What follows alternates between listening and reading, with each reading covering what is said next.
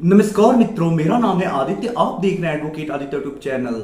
आज मैं आप लोगों के लिए भारतीय दंड संहिता की धारा 498 से संबंधित बहुत ही ज्यादा इंपॉर्टेंट जजमेंट लेकर आया हूं, क्योंकि इस मामले में जो पत्नी थी वो कही थी कि उसके साथ मार पिटाई हुई, लेकिन उसने कोई मेडिकल रिपोर्ट नहीं लगाया था, यानी जो डॉक्टरी मुलाइजा होता है जिसमें चोटों के लिए एक रिपोर्ट बनता है, वो नहीं लगाया था और इस वजह से 498 के मामले को क्वैश कर दिया गया।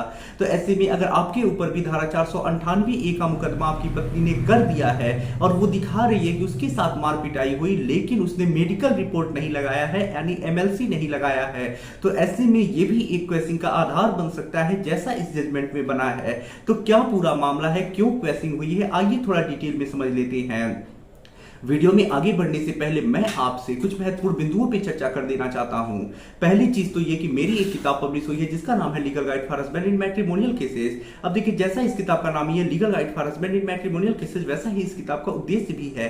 इस किताब में आपको मैट्रिमोनियल केस जैसे 498, 125 CrPC, DV act, section 9 divorce case, इन सब मुकदमों के संबंध में काफी अच्छी जानकारी मिल जाएगी। जैसे कैसे मुकदमा लड़ना है, कैसे अपना बचाव करना है, कैसे क्रॉस केस दर्ज कराना है, कैसे प्रक्रिया चलेगी, या जो भी चीजें होती है, कैसे आप सामने वाली पार्टी के ऊपर प्रेशर बनाएंगे, कैसे केस जीतेंगे, कैसे ड्राफ्टिंग करेंगे, ये सारी चीजें आप समझ सकते हैं। तो यदि आप मैट्रिमोनियल केसेस के बारे में समझना चाहते हैं, पढ़ना चाहते हैं, तो हमारे इस किताब का अध्ययन कर सकते हैं, जिसमें आपको बहुत अच्छी जानकारी मिल जाएगी।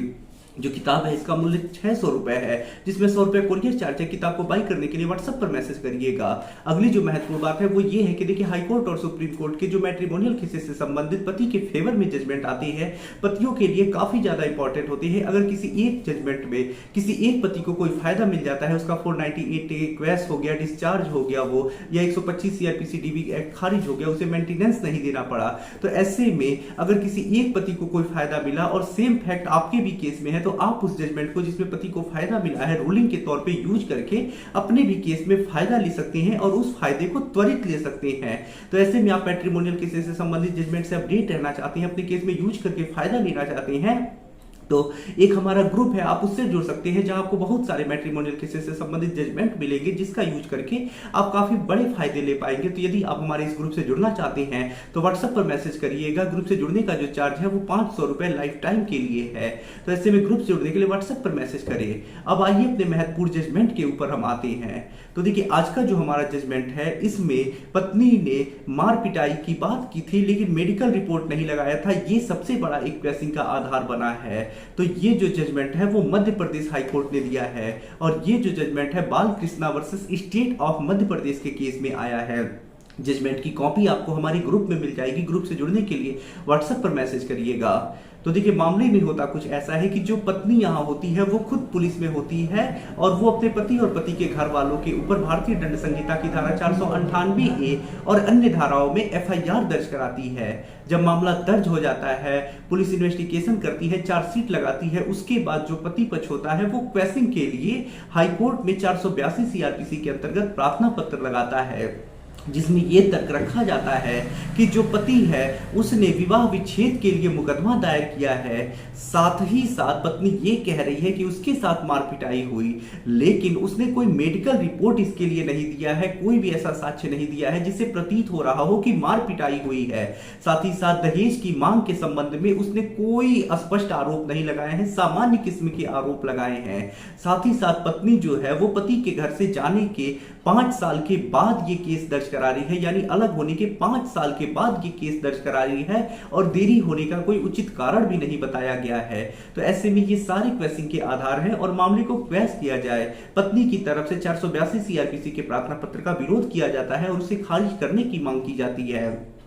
जब कोर्ट पूरे मामले को देखता है तो कोर्ट यही पाता है कि जो पत्नी है मार पिटाई की बात कर रही है, जिसके लिए धारा 323 लगी है, तो ऐसे में उसने मारपीट के लिए तो कोई साक्ष्य ही नहीं दिया है, कोई मेडिकल रिपोर्ट नहीं दिया है।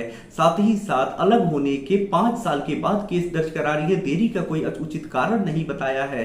पति ने तलाक का भी मुकदमा दायर किया है। साथ ही साथ दहेज की मांग के लिए जो उसने आरोप लगाए हैं वो सामान्य किस्म के आरोप लगाए हैं, अस्पष्ट आरोप लगाए हैं। तो ऐसे में देरी से मामला दर्ज हुआ है, मेडिकल रिपोर्ट नहीं लगा है, सामान्य किस्म के आरोप लगे हैं, तो इन सारे आधारों पे इस मामले को क्वैश किया जा सकता है, क्योंकि ये कानूनी प्रक्रिया का दुरुपयोग है और मामले को क्वैश कर देता है। जो आवेदक होते हैं यानी 482 सीआरपीसी लगाए हैं, उनके प्रार्थना पत्र को स्वीकार किया जाता है और जो मुकदमा पत्नी ने 498 AIPC का दर्ज कराया था उसे क्वैश किया जाता है। तो अगर आपका भी इस प्रकार का कुछ आधार है तो आप इस जजमेंट को रूलिंग के तौर पे देकर के अपने भी मामले को क्वैश करा सकती हैं और आसानी से मामले से बच सकती हैं। तो यदि आपको ये जजमेंट और जानकारी पसंद आई हो तो वीडियो को जरूर लाइक कर दें। यदि आप किसी कानूनी समस्या से परेशान है, ऐसे में आप मुझसे फोन पे बात करके अपनी कानूनी समस्या का समाधान प्राप्त करना चाहते हैं तो मेरा व्हाट्सएप नंबर स्क्रीन पे दिखाई दे रहा होगा, मैसेज करके अपॉइंटमेंट बुक करा के आप मुझसे कॉल पे बात कर सकते हैं। वीडियो पसंद आया हो तो वीडियो को लाइक करें, अपने दोस्तों के साथ शेयर करिए और यदि आप चैनल पे नए हैं तो चैनल को सब्सक्राइब करके बेल आइकन को दबाएं। मिलते हैं नए वीडियो के साथ अगले दिन, तब तक के लिए जय हिंद जय भारत।